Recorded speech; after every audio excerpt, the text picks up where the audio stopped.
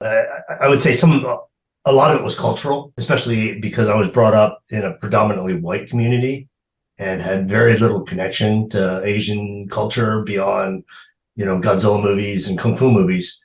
And, Mr. Sulu on Star Trek, there wasn't a lot. And so it was very reaffirming, to grow up in that culture, to be part of that culture.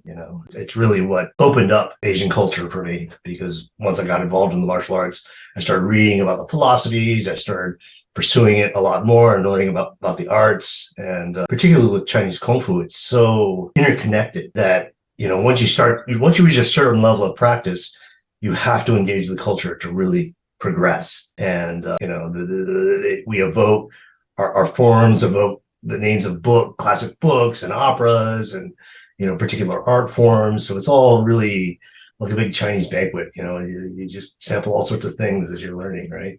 So you had said you're very oriented towards to using tools, using the sword, correct? Mm. So what led you towards that, if you don't mind, and into fencing, if you don't mind?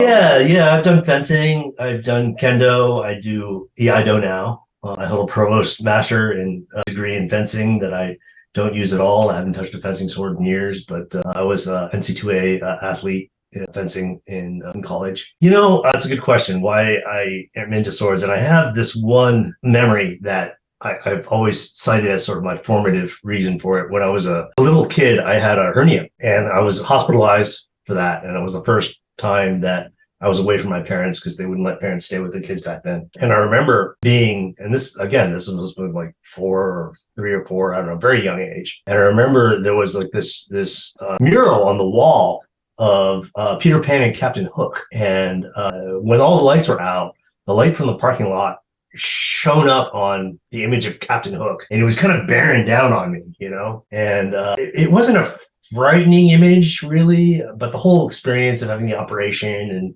being a kid in the hospital alone was traumatic to some degree.